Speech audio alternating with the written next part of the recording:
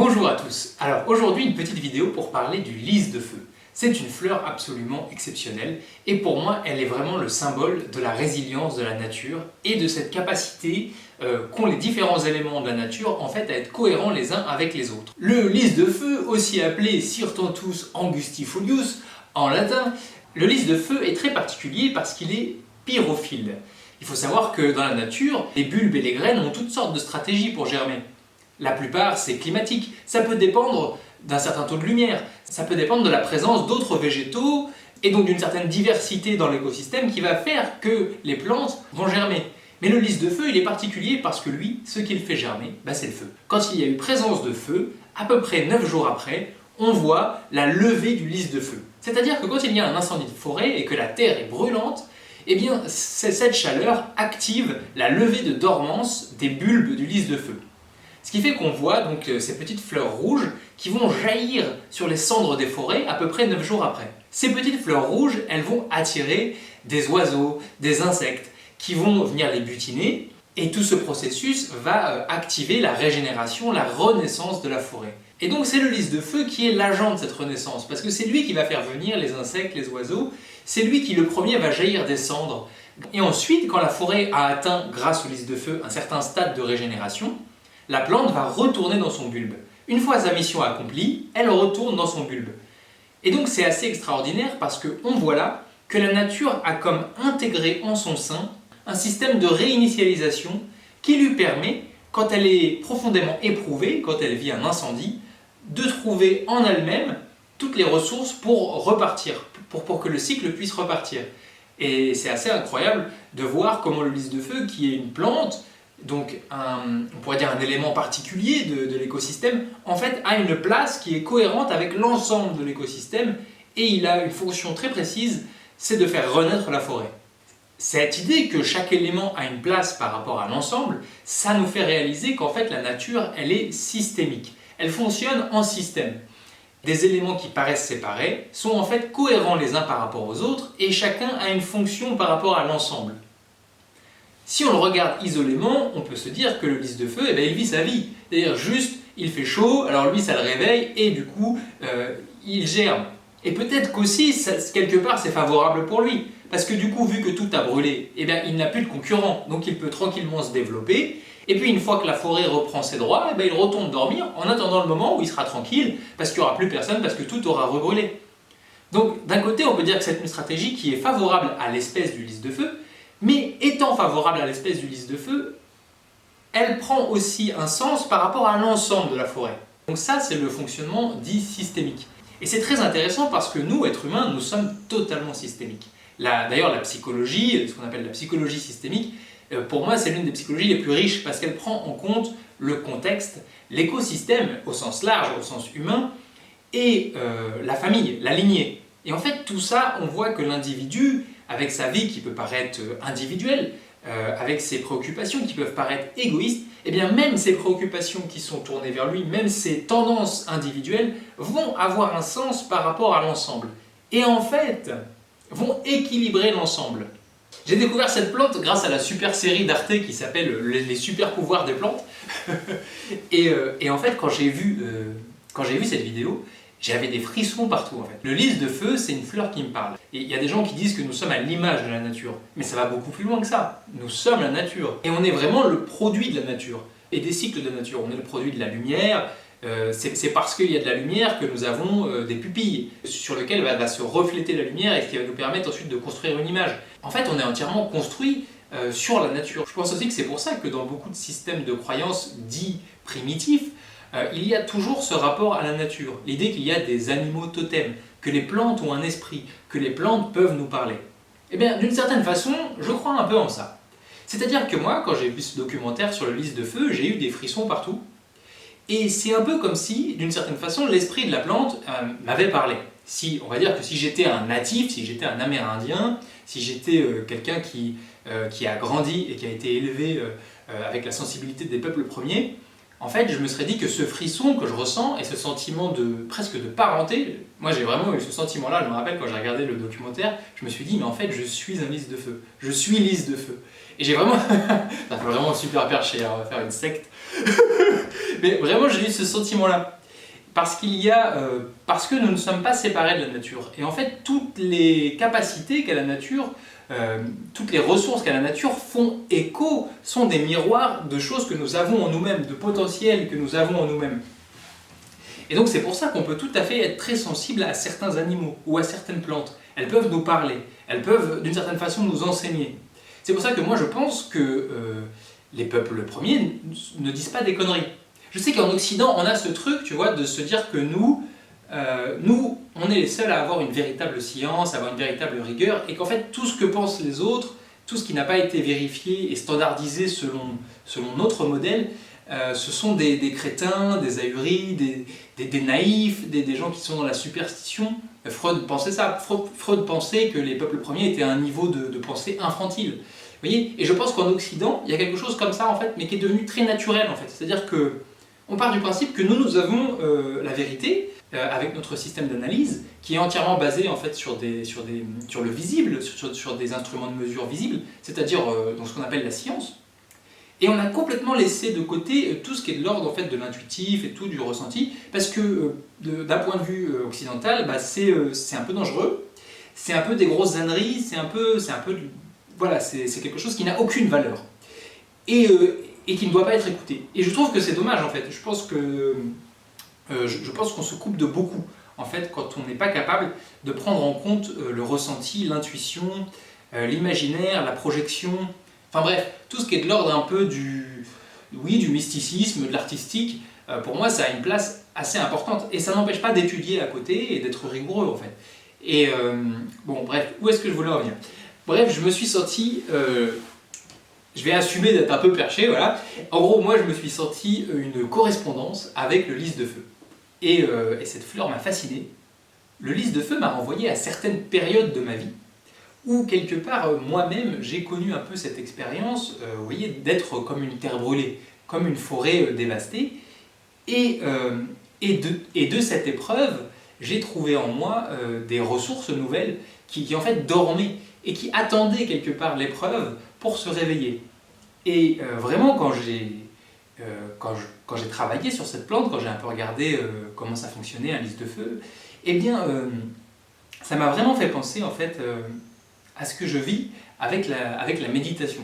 C'est-à-dire que pour moi, la méditation, c'est quelque chose qui est venu me chercher à deux moments de ma vie, vers 15 ans et vers 26 ans. Et c'était à chaque fois dans des moments où j'étais profondément perdu et où c'est comme si je n'avais plus aucun repère. C'est comme si j'étais comme une terre brûlée et je me suis mis à méditer. Je me suis mis à méditer énormément. Et à chaque fois, j'ai vécu une sorte de renaissance. Et en fait, pour moi, j'ai vraiment le sentiment que la méditation, elle a une fonction similaire au lys de feu. Et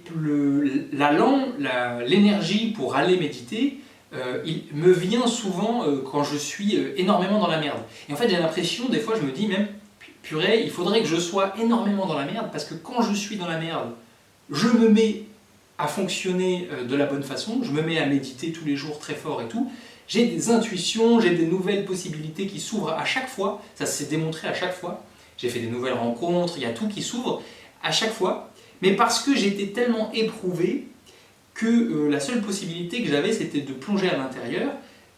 Alors quand j'avais 15 ans, c'était assez étonnant parce que en fait, moi j'ai commencé la méditation, instantanément, je méditais 2 heures par jour. J'ai pas commencé un petit peu comme ça, j'ai commencé direct 2 heures par jour. J'ai eu une espèce de... Bon, c'est toute une histoire, mais en fait j'avais un ami, et puis j'étais un peu timide à l'époque, alors j'allais aborder les filles avec cet ami, et il m'aidait à aborder les filles. Et donc c'était un peu un espèce de mentor, voilà, bon j'étais ado, mais c'était un mentor. Et on allait dehors, et puis j'abordais des filles. Et puis un jour, on va à la Fnac ensemble, et puis il me dit « Simon, je vais t'offrir un livre ». Alors là, il va au rayon développement personnel de la Fnac, il tourne sur lui-même, comme ça, et puis il s'arrête, il prend un livre tout à fait au hasard, et il me dit « Ça c'est pour toi ».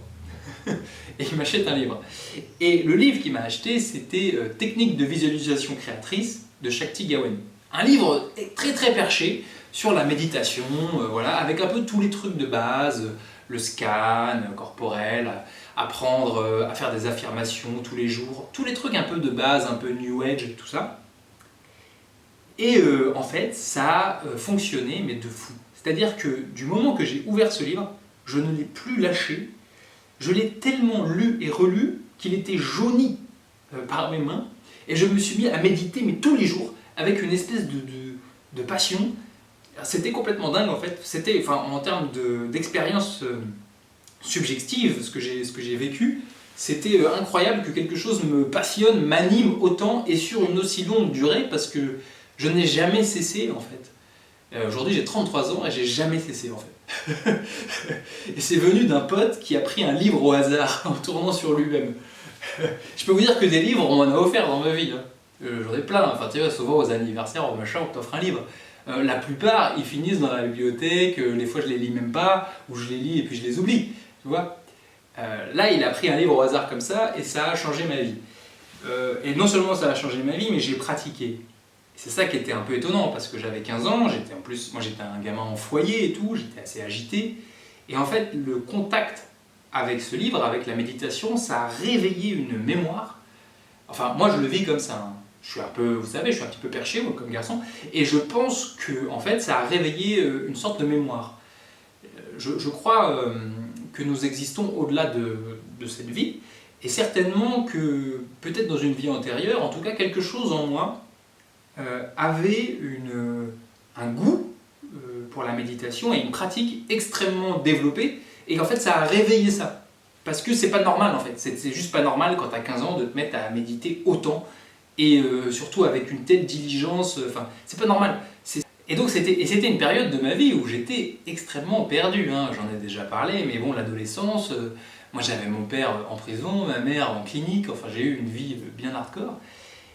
Et, le premier lys de feu de ma vie, ça a été la méditation, quoi. Et ensuite c'est revenu à 26 ans.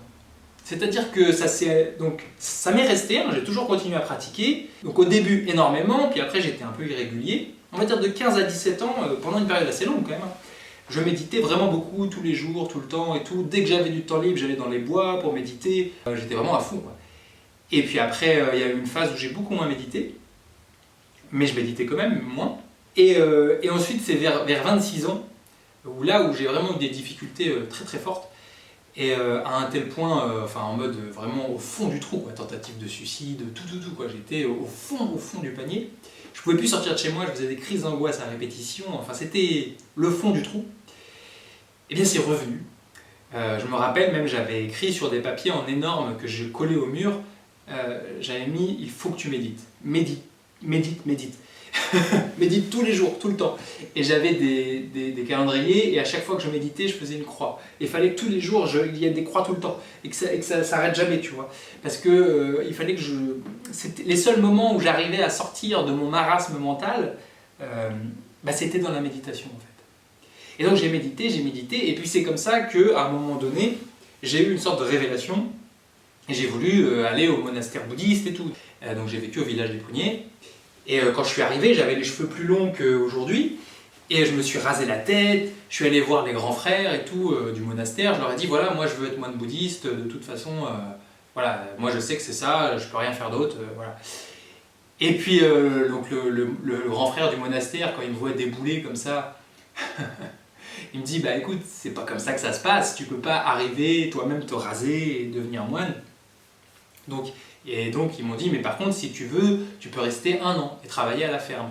Et c'est comme ça qu'a commencé toute une aventure où en fait il y a eu une espèce de renaissance, où j'avais touché le fond, mais j'avais quand même en moi ce tronc, cette colonne vertébrale qu'est la méditation, en fait, qui est revenue dans ma vie au moment où j'étais au fond du fond.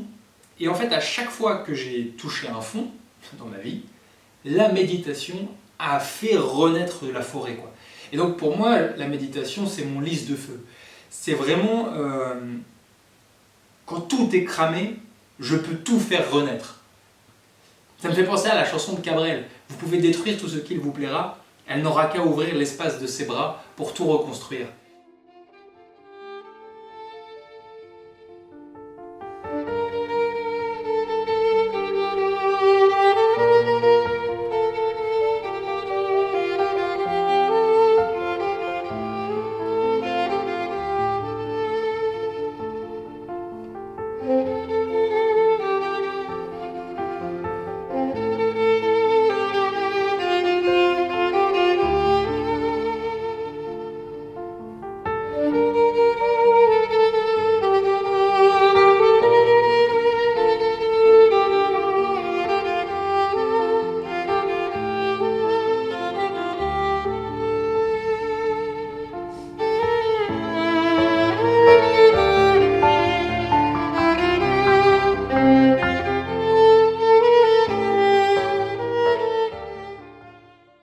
quand j'ai vu cette vidéo sur le lys de feu, eh ben, je me suis un peu identifié à ça, parce que moi j'ai connu ça, tu vois, d'être une forêt cramée, et puis de découvrir en soi une force qui fait que tu reviens.